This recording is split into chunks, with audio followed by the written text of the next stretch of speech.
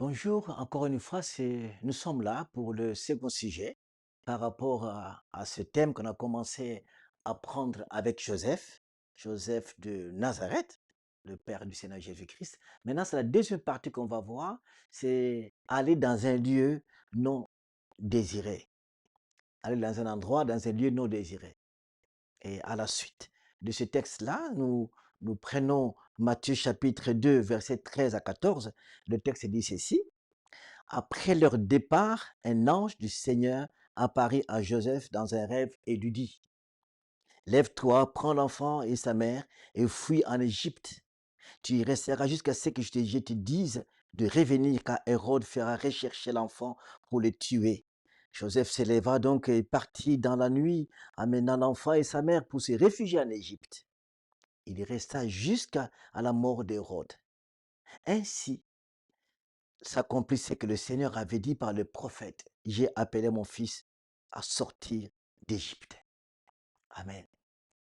Et là, Joseph, le Christ est né, les mages sont arrivés à Jérusalem, Hérode est informé qu'un roi vient de naître, Hérode est furieux, il n'est pas content du tout, et il dit aux mages, allez voir l'enfant, dès que vous aurez terminé de l'adorer, revenez m'informer aussi, et moi j'irai l'adorer. Ce n'était pas une bonne idée. Il avait l'intention de tuer le Christ. Les mages sont partis, ils ont vu le Seigneur, ils sont repartis, et l'ange du Seigneur est apparu. Il ne peut revenir, il leur dit de ne plus revenir à apporter la nouvelle à Hérode. Ils ont pris notre chemin. Hérode furieux, alors il a décidé maintenant de tuer tous les enfants dans cette contrée-là, qui ont de 2 ans jusqu'en bas. Et du coup, cette pensée, alors cette idée est montée dans son cœur pour tuer le Fils de Dieu. Alors, qu'est-ce que Dieu va faire? C'est ce texte que nous avons lu, c'est le verset 13.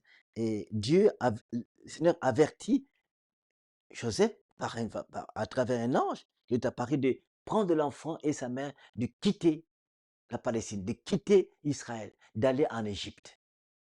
Voilà, le sujet qu'on va partager maintenant, c'est aller dans un endroit non désiré. Je ne pense pas que Joseph, dans sa vie un jour, il avait idée il habitait Galilée, c'est loin, Galilée au nord. Il avait une pensée un jour, oh, je vais séjourner en Égypte. Pour faire quoi? Ce n'était pas un homme riche, pauvre. Quitter là-bas, quitter Nazareth, Galilée, même pour aller venir en Judée au sud, c'est quand même compliqué. Et pourquoi aller séjourner en Égypte? Pour faire quoi en fait? Est-ce que Joseph avait la famille en Égypte? Est-ce qu'il avait une maison en Égypte, des biens en Égypte? Pas du tout. Il était un homme pauvre qui habitait Jérusalem, qui habitait Nazareth. Mais il va aller dans un endroit dont il ne pensait même pas, dont il ne voulait même pas. Mais il doit y aller, à cet endroit-là. Il va aller en Égypte. L'ange dit à Joseph, prends l'enfant et sa mère, fuis en Égypte. Va te réfugier là-bas, dans un pays étranger. La question que se pose dans cela, mais est-ce que Joseph avait préparé de l'argent, des choses à manger? Est-ce comme aujourd'hui, est-ce qu'il a un hôtel là-bas? Est-ce qu'il y a une famille qui va le loger? Toutes ces questions, la Bible ne dit rien. On peut poser la question, comment Joseph a survécu, a vécu en Égypte? Chez qui? Et comment? Comment il a vécu là-bas? Il mangeait comment? Et comment il a nourri l'enfant? Il a nourri sa mère et l'enfant. C'est complexe, c'est compliqué tout ça. Mais dans tout ça, Joseph n'a pas dit un mot. Au fait, beaucoup de gens dans la Bible, quand on les appelle par le Seigneur, souvent les hommes réagissent. Je ne vais pas, je ne sais pas parler, je n'ai pas envie. Et- mais Joseph, il ne répond pas. Il est silencieux, il prend l'enfant, hop, Égypte. Et c'est moi curieux, le silence de Joseph, il ne parle pas. Et il accepte, oui, c'est que Dieu veut. Et puis, ok, on le fait, il s'en va. Il va déménager vers un endroit qu'il ne s'y attendait pas du tout. Il va déplacer en Égypte, loin de sa famille qui est au nord de Galilée, à Nazareth. Quelle histoire! Il était bien dans son coin, paisiblement. L'histoire de Marie commence, l'enfant arrive, et maintenant il doit déménager. Il peut se poser plein de questions, mais qu'est-ce qui m'arrive? Chers amis, exactement quand nous sommes dans la foi chrétienne. Notre vie passée, on croyait être meilleur, pas du tout. Une fois en Christ, Jésus nous sauve, alors nous avons chacun notre zone de confort, là où on sait ça mieux, là où on est très bien, dans notre zone de confort. On est quelque part, on est mieux là dans la zone de confort. Chacun sa zone de confort. Nazareth était la zone de confort pour Joseph. Il était mieux. Vous savez, on peut mieux maîtriser, contrôler sa zone de confort. On sait qu'est-ce qu'il y a dedans, qu'est-ce qu'il peut faire. Mais quand on sort de zone de confort, on ne contrôle plus rien. On est perdu. Vous savez, quand vous roulez, vous avez votre véhicule, quand vous sortez de votre ville que vous connaissez bien, la prudence est là. Il faut être prudent. Je ne connais pas la ville. Encore si c'est encore plus loin encore, on est prudent au volant. Là-bas, c'est compliqué. Je ne connais pas là-bas. Je découvre cette ville-là. Et puis, on est très, très prudent. Mais quand on revient dans sa ville, on perd la prudence parce on connaît plein de choses qui se passent. On sait que telle avenue, telle rue, tel courbu, tel feu par-ci, par-là. On sait. Nous aimons rester dans notre zone de confort. Mais Dieu, dans sa grâce, il parfois nous appelle à sortir de ce lieu-là de confort, comme le cas de Joseph, d'aller maintenant vers un endroit qui ne s'y attendait pas du tout. Dieu, dans sa grâce, parfois, il nous fait sortir des zones de confort pour découvrir qui il est. Et du coup, Joseph, j'en suis persuadé, Joseph, en quittant Nazareth, Dieu n'a pas envoyé Joseph comme ça, bon, allez vite, débrouille-toi là-bas en Égypte parce que tu vas être mandé là-bas, pas du tout. Mais en le déplaçant vers l'Égypte, c'est ce que Dieu a prouvé à ses besoins de façon miraculeuse. Même si la Bible ne dit rien, Dieu était Dieu de providence. Et du coup, la providence divine ne se vit pas dans son zone de confort. Il fallait qu'Abraham quitte sa famille, amène l'enfant au mont Morija, et là, il va découvrir le Dieu qui s'appelle Jéhovah Jireh. C'était pas la maison. C'était quand il a obéi à sortir des zones de confort, c'est en sortant que Dieu va se révéler à lui. Les zones de confort nous empêchent de vivre, c'est Dieu qui pourvoit. Si Dieu t'amène dans une zone de confort, dans une zone que tu ne connais pas, il te fait sortir, il va pourvoir, il sait ce qu'il va faire. Oui, nous prions le Seigneur, pourvoir nos besoins, aide-nous Seigneur, Jéhovah Jireh, c'est très bien de dire ces noms-là. Mais est-ce que je suis sorti?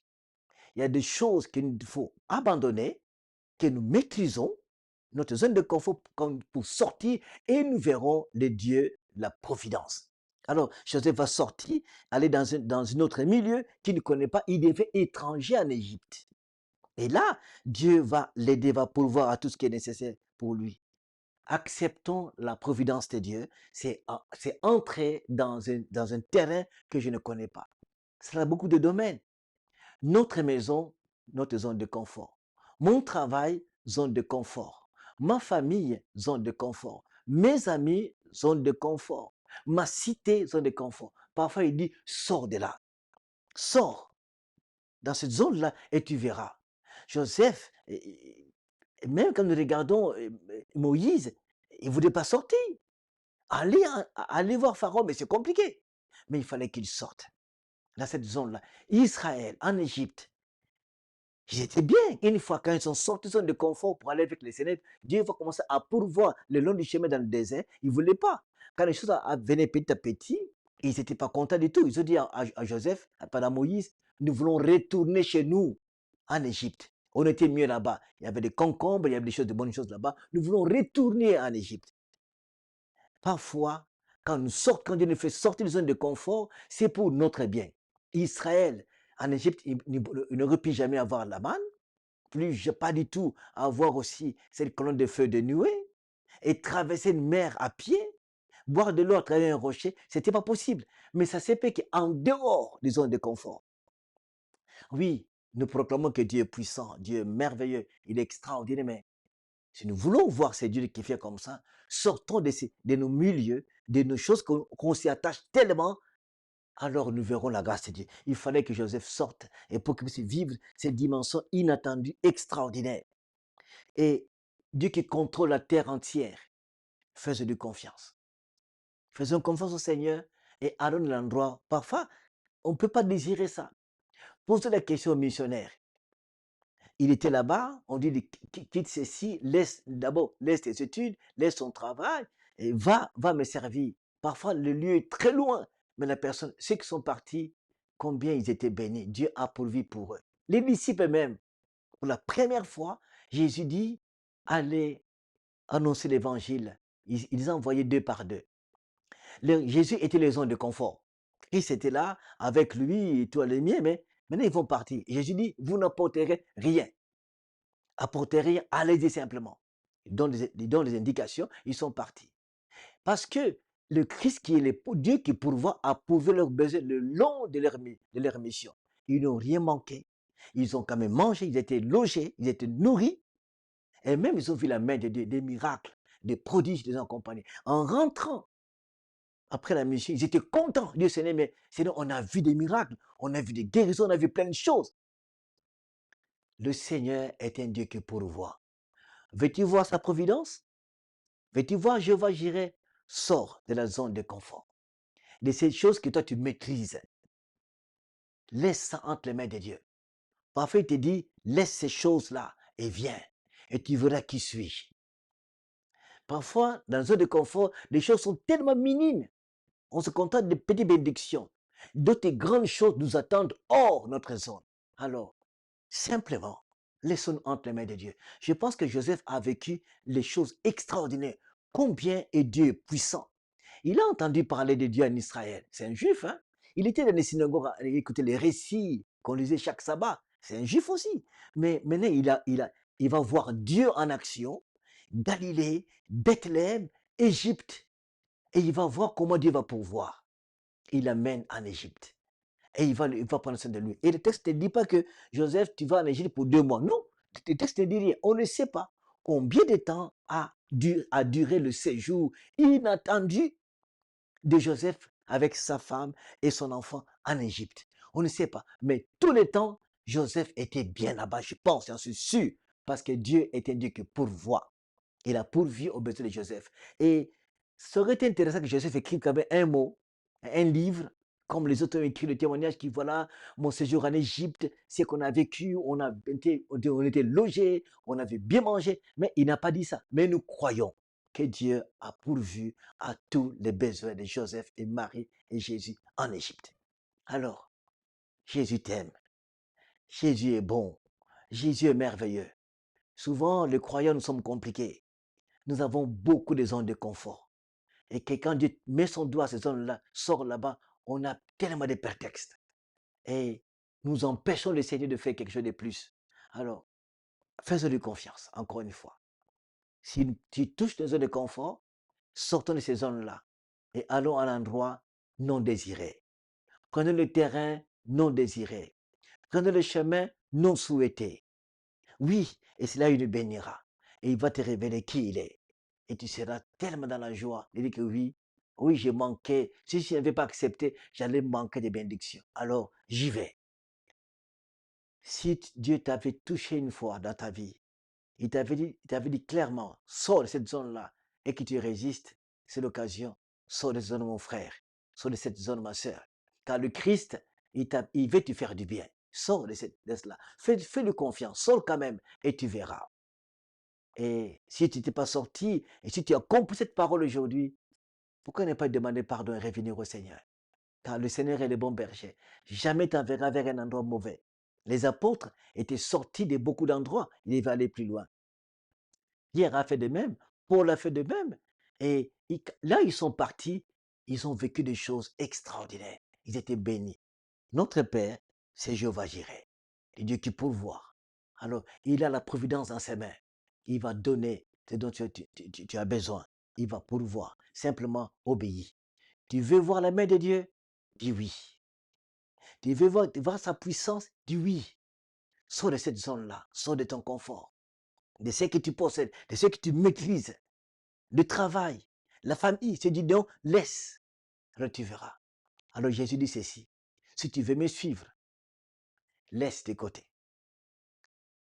Il dit, celui qui aime son père, sa mère plus que moi, n'est pas digne de moi. C'est comme si cette zone des parents familiales, toutes ces choses-là qui fait notre joie, doit prendre la seconde position. Si nous sortons de cela et que Jésus devient le premier, nous verrons la main de Dieu. Alors, vous savez, aussi les jeunes hommes riches qui disent à Jésus, que faut-il faire pour hériter le royaume des cieux? Jésus dit simplement, Il lui dit la loi, obéis à la parole de Dieu. Il dit, mais tout ça, je le fais. Il dit, mais va. Alors, il te reste à faire une chose. Va, vends ce que tu possèdes. Viens ici, moi. L'homme riche ayant entendu cela, allait vendre ce que j'ai. Donc, tout perdre. Il était parti, il est puis revenu. Oui, parce que Jésus a touché son zone de confort, sa richesse. Abandonne ça. Détache-toi de cela. Et tu verras ma gloire. Oui, Dieu n'est pas contre l'argent. Dieu n'est pas contre nos diplômes. Il n'est pas contre nos familles, pas du tout. Mais à un moment donné, il faut nous détacher de cette zone de confort-là. Et nous verrons sa main puissante. On est attaché à nos diplômes, on est attaché à nos familles, on est attaché à des choses parfois où le Christ n'a pas vraiment de place dans cette zone-là. Si nous pouvons nous détacher, ça veut dire quoi? Ce n'est pas rejeter les gens, non, mais donner à Christ la place qu'il faut et nous verrons sa puissance. Nous détacher de l'argent. Elle n'est plus prioritaire, elle devient secondaire. Nous détacher de nos richesses. C'est plus préparé, mais devient secondaire. Détacher de nos diplômes, de nos capacités, de nos biens, de tout ce qu'il faut faire, de nos titres académiques, de nos titres, des églises, tout ça. Apôtres, pasteurs, prophètes, de nous détacher de ces choses-là, de laisser lui le Seigneur de premier. Dieu veut nous bénir. Chers amis, Dieu veut nous bénir. Sa main est là. Parfois, on se pose des questions. Pourquoi il ne bénit pas? Pourquoi il ne vient pas ici? Pourquoi je ne vois pas la main de Dieu? Pose-toi la question. Alors, zone de confort, détache-toi. Joseph est sorti de Galilée, Bethléem et maintenant Égypte. Un endroit qui ne s'attendait même pas. Oui, parfois, Dieu nous amène à des endroits qu'on ne s'y attend pas. Mais sache-le, c'est le Seigneur. Il pourvoira, il te bénira. Amen. Notre Père ne déçoit jamais les gens. Il est bon et fidèle. Nous allons prier. Notre Père, je voudrais te dire merci encore une fois pour cette parole. Oui, il y a des endroits, il y a des choses à faire, parfois, que nous ne désirons pas aller. Mais nous voulons simplement te bénir, simplement te glorifier parce que tu n'envoies pas les gens là où c'est pas bon. L'endroit que tu nous envoies, les certitudes que tu veux que nous puissions expérimenter, tu le connais. Car la terre entière est dans ta main, Seigneur. Et Joseph était en Égypte, il était bien. Et tu as pourvu à ses besoins. Seigneur, nous aussi, nous voulons te faire confiance. Que tu pourvoies à tout ce qui est nécessaire. À la force, à la puissance, à l'autorité, à la parole, quand nous sortons de ces zones de confort. Seigneur, merci de nous révéler nos zones de confort qui coincent, qui bloquent notre vie, afin qu'on puisse vivre des choses extraordinaires. Père, touche nos cœurs, révèle-toi à nous. Et s'il y a un endroit où on n'a pas pu sortir, on est encore attaché à cela, pardonne-nous et fais-nous sortir, Père, par ta grâce. Nous te bénissons pour ta parole. Louange à toi, le bon berger. Merci, Père, au nom de Jésus. Amen. Soyez bénis, mes frères.